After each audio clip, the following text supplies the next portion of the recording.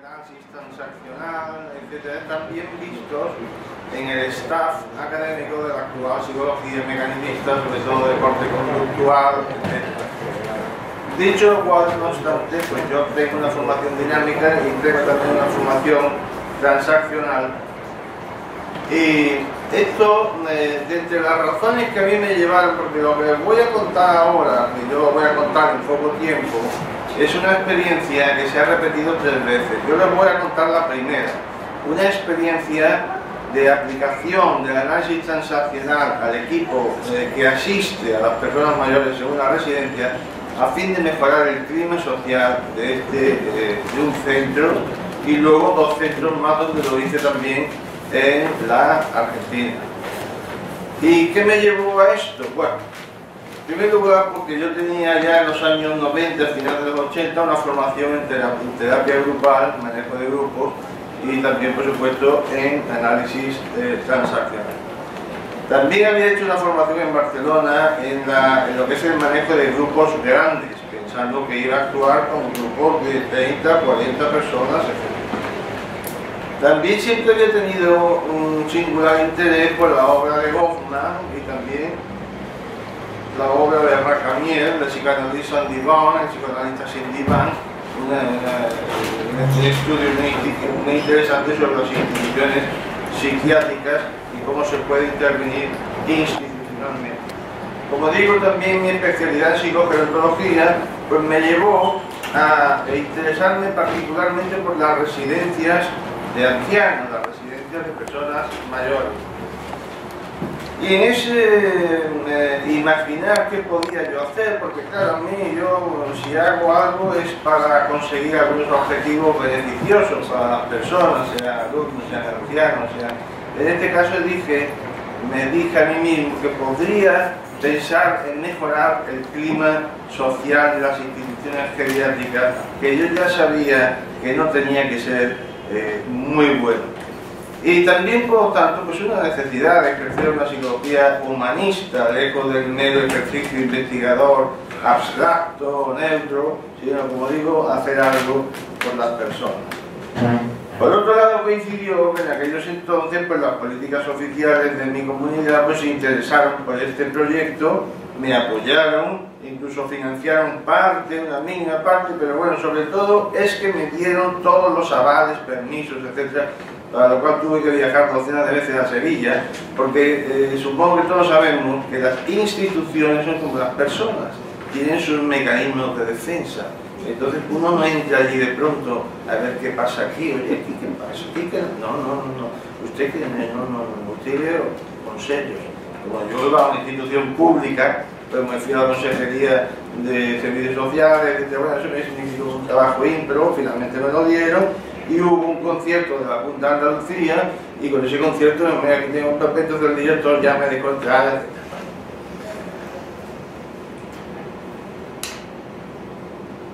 También tengo que decir que esta experiencia preservó en todo momento un carácter experimental, porque yo evalué inicialmente el estado del clima social tanto con entrevistas clínicas a trabajadores, residentes y directivos, como en la aplicación a ese mismo población de las famosas escalas de clima social de Mohs y Lenke, o sea que yo partía ya de un nivel de clima social X en distintas dimensiones como conflicto, cohesión, autonomía del residente, etc.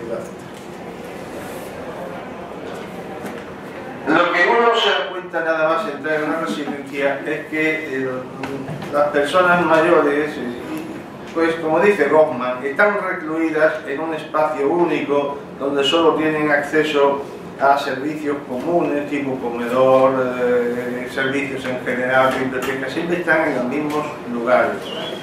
Y esto crea pues un escenario particular, a veces no muy grato si no se saben llevar bien las cosas.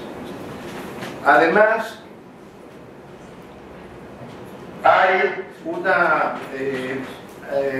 una sobrecarga de adaptación en lo que en términos de psicogerontología se denomina la recolocación de las personas mayores que cambian de su domicilio a una residencia. Tienen que hacer un esfuerzo importante para acomodarse al nuevo hábitat que los acoge.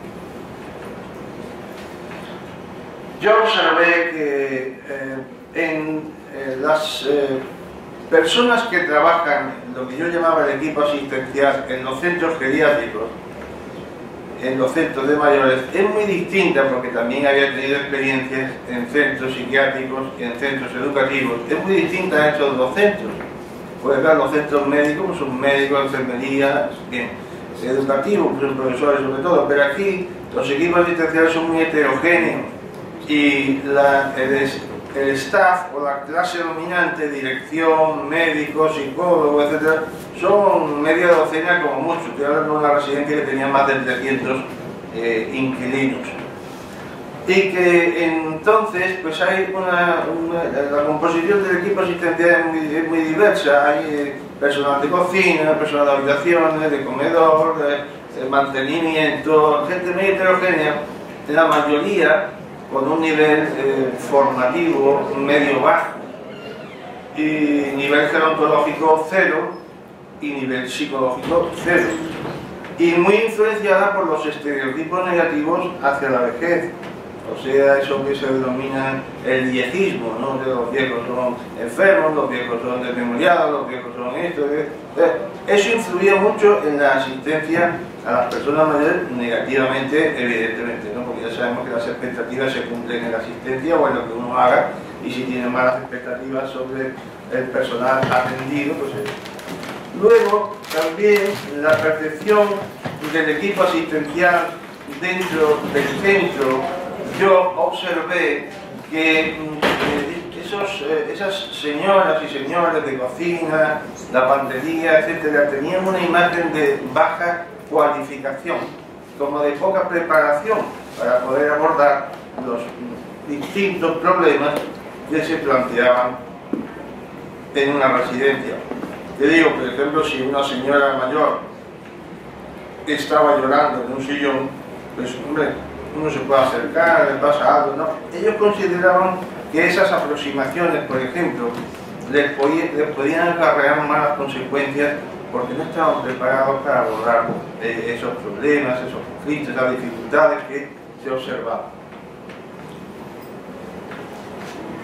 También hay una tercera cuestión que es lo que yo llamo la estructura y procesos organizacionales en residencia, en el sentido de que en las residencias, desde mi punto de vista, lo que hay que romper sobre todo son los rasgos asilares. O sea, todo lo que es, cuanto más cerrada, cuanto más claustrofóbica, cuanto más autoritaria, en fin, etcétera, desde ser una residencia, cuanto más se parezca a aquellos antiguos asilos, por supuesto, es mucho peor para sus moradores. Había que romper esa dinámica.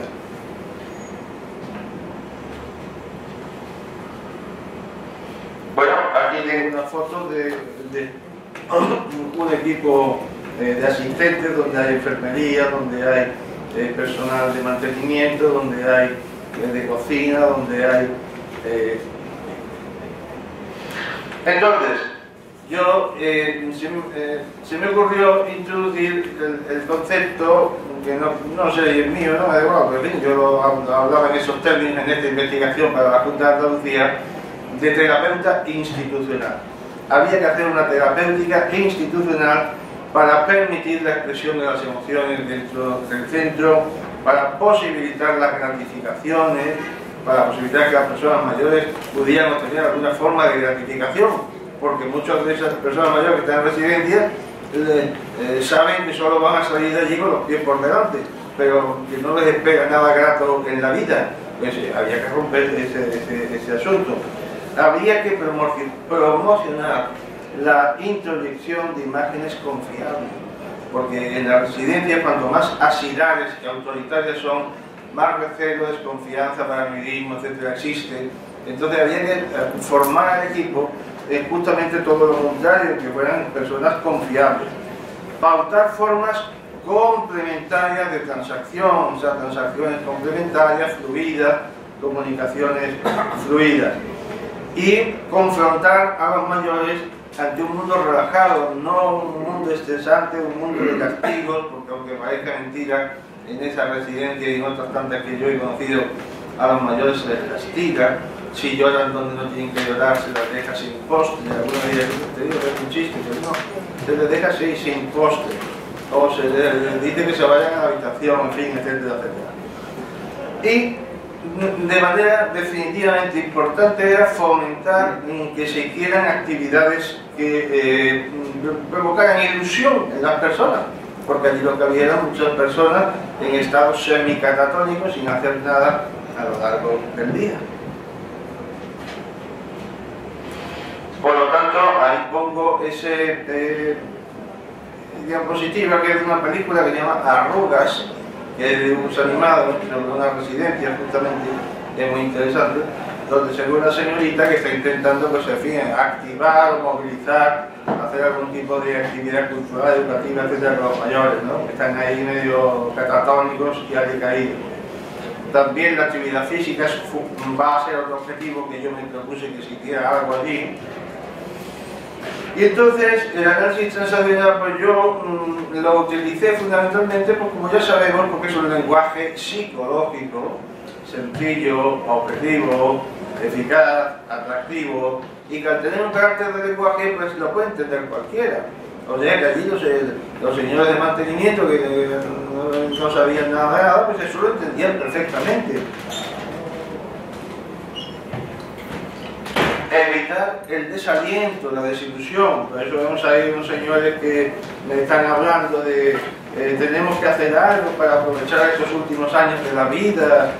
¿Y qué podemos hacer? Le dije el otro, efectivamente, porque en la residencia parece, cuando uno lleva allí un tiempo, yo quiero decir que estuve 1 año y medio yendo y viniendo, comiendo allí, estando allí, conviviendo allí, porque la única manera de enterarte es cómo de qué va aquello, porque si no, no te enteras. Entonces, bueno, pues el análisis, ¿qué es lo que hice para llevar a cabo todo esto?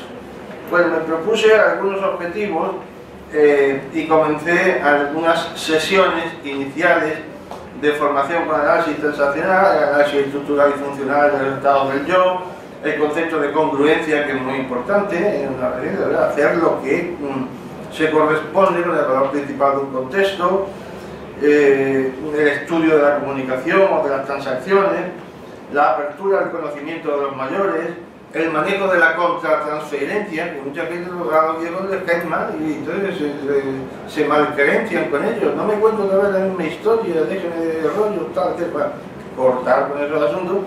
La robotización, muy interesante, pues había que rebajar el nivel de robotización en el trato.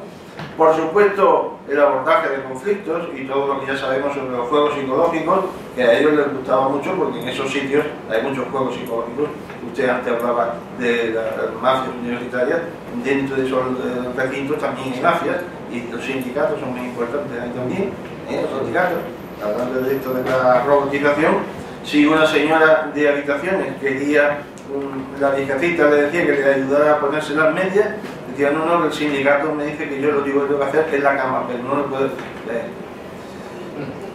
Y desmontar los modelos asistenciales sobreamparantes, sobreindulgentes, etc. Bueno, este libro, aquí está todo, el programa que yo he hecho, etc. Y he dejado algunos ejemplares ahí en la mesa. Para quien esté interesado, pues lo coge y se lo lleva. Se llama Los equipos asistenciales en las instituciones, guía teórico-práctica de técnicas de análisis transaccional. Hay un primer capítulo que habla sobre los equipos asistenciales, el resto son los distintos capítulos de análisis transaccional, análisis estructural, análisis funcional, transacciones, juegos psicológicos, mensajes, en fin, etcétera, etcétera. Y finalmente hay un apéndice donde se recogen las 3 líneas de investigación principales que yo he llevado a cabo con el análisis transaccional. Nuestra experiencia en cuestión consistió: primera etapa, contacto con el centro; segunda etapa, colaboración con la Junta de Andalucía, que ya lo he dicho antes; tercero, eso es muy importante porque la gente dice, ¿y yo por qué tengo que ir yo a un curso de qué? Y dice, no, mira, yo soy profesor de la universidad, te voy a dar un título. Y además, porque eso ya me lo traía yo guardado en la manga, me han dicho en la Junta de Andalucía que ese título le va a servir para la promoción interna dentro de la residencia. Estupendo. Entonces empieza a venir la gente, ¿sabes?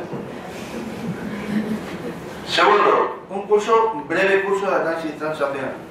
Entonces, como análisis transaccional, aparte de todo el interés que ya conocemos nosotros, es interesante, le gusta a la gente. Pero entonces mucha gente ya se enganchó con el asunto y había dos grupos muy numerosos, uno de mañana y otro de tarde, porque claro, hay que pensar que una residencia no se puede parar. Es decir, que hay que hacerlo en unos momentos X, mañana y tarde, para que la cosa funcione como una rueda. Hubo una sesión de transición donde yo dije, bueno, olvidemos ahora todos los conceptos de transacciones, de juegos psicológicos, de estados del yo, etcétera, del padre, del niño, etcétera, tal, y vamos a ver qué pasa aquí. Procuremos aplicar ese lenguaje a lo que ocurre en esta residencia. Ahí, abandonos. ¿Quiénes abandonaron? La dirección, médico, psicólogo. Es decir, los mandas de la institución se fueron. Porque cuando se empieza a hablar de las cosas, se empiezan también a cuestionar, como ustedes saben, las relaciones de poder. Entonces, pero como decían los papeles, pues a mí no me podían echar. Pero dije, no sé, que tenía mucho que hacer y tal. No, estupendo, nada, ahí los hijos. Magnífico. Porque allí a mí lo que me importaban eran los que más interactuaban con los mayores en la institución. O sea, personal de comedor, habitaciones, mantenimiento, y además saqué a flote, porque yo luego hice una tipología, ¿no? Lo que yo llamaba el inconsciente de la institución, de los que estaban allí en un pozo, en un sótano, que eran la cocina y la lavandería, que no los conocía nadie.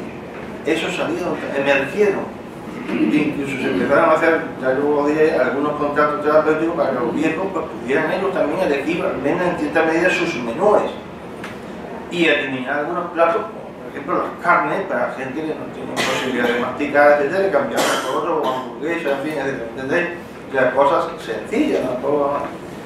Bien, entonces ya en la sesión de transición hubo esos abandonos y a partir de ahí ya se hicieron grupos de sesiones de grupos reducidos para responsabilizar a los trabajadores en los objetivos que nos habíamos propuesto. O sea, profundizar el análisis transaccional en las actividades del centro, una mayor implicación, potenciar un estilo democrático, apoyo, autonomía y confidencialidad y contratos terapéuticos.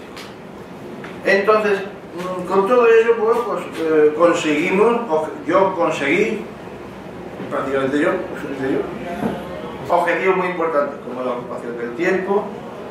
Se hizo una evaluación de la experiencia y se observaron signos de mejora significativamente estadísticamente significativos en cohesión, conflicto, organización e influencia del residente, amén de otros aspectos que ahora no tengo tiempo en las entrevistas, menor consumo de fármacos y mayor bienestar en la residencia. Y finalmente he puesto esta imagen porque una cosa que se trató mucho fueron los mensajes en la institución, que eran sobre todo mensajes obstructores y mensajes de maltrato. Entonces hicieron muchos de los contratos terapéuticos se hicieron en rechazo o para que no hubiera o se excedieran los mensajes de prohibición autoritarios, los de sobreprotección, rechazo, disonancia, etc. De esta manera, y también conseguir que se dieran actividades educativas y socio-recreativas contra la inactividad, contra meramente ver televisión o estar allí en aquellos sillones, y por lo tanto se hizo un análisis y una reflexión sobre los tempogramas, que es muy importante en una institución. Y bueno, con esto termino.